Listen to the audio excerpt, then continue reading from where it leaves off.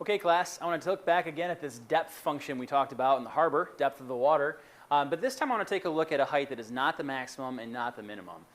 Last time we talked about this problem, I drew a little side picture on this. I'm going to do that again. I want to just draw this picture to remember what we're dealing with.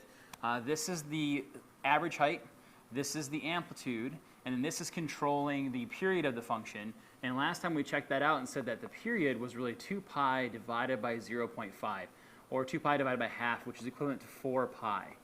We also knew that the average height would be 8, so it's been shifted up from 0, where the normal sine function would be up to 8 units.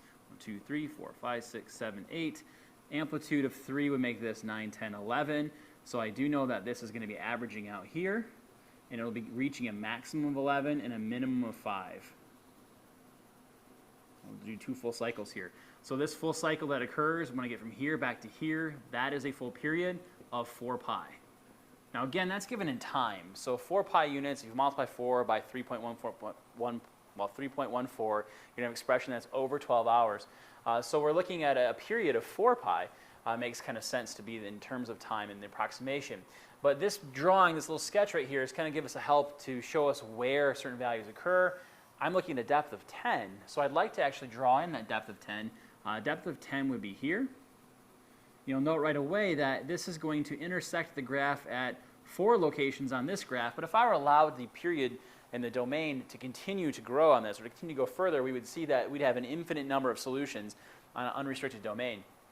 So what we're going to do is we're going to find at least these 2 solutions, and then we'll talk about how we get to the next 2 solutions.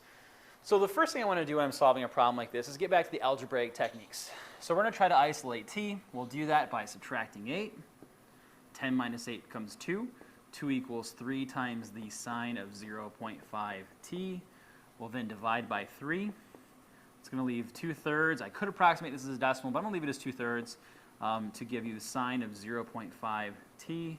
To get the 0.5t equivalent out here, I need to get rid of the sine, so I need to do its inverse sine.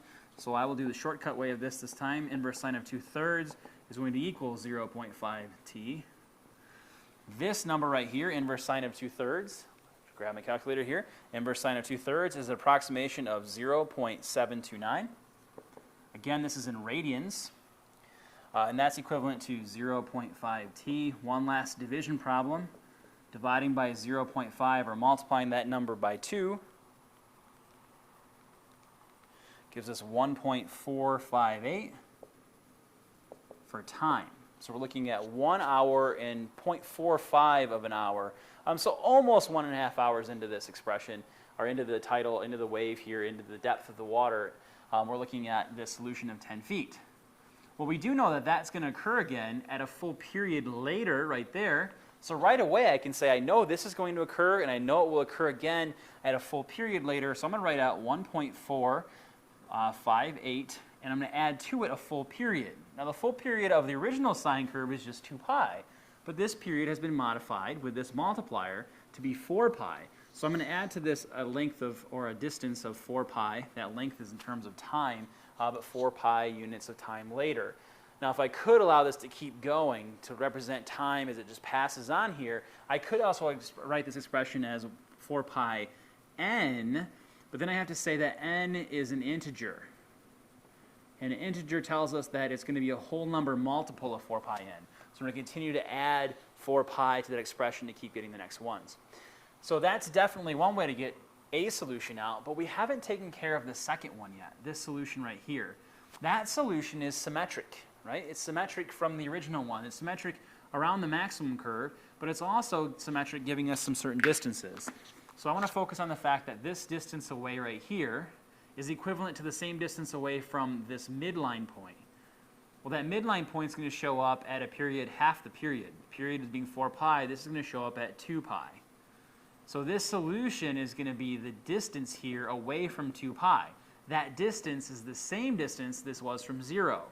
So this solution that we had of 1.458 would be the same distance away from 2 pi. So I'm going to get my second solution by saying 2 pi minus 1.458. We'll do that calculation quickly here. 2 pi minus 1.458. That's an approximation of 4.825. So we're looking at 4 hours and then 8/10 of an hour. And then we're going to add to this the same expression we did prior, because we're going to look at the next time that occurs as being 1 full period later. So we'll add to this as well 4 pi, and if I allowed time to continue on to be any distance beyond this or any cycle beyond this, I'll put n, and again where n is an integer. All right, so that would represent all solutions to this problem if I allow it to go to an open domain. So this is different than the maximum point. On the maximum, we only had to list 1 solution and the next period over. But this time, we see this depth happen 2 times in the same wave. So we need 2 different expressions on the same wave.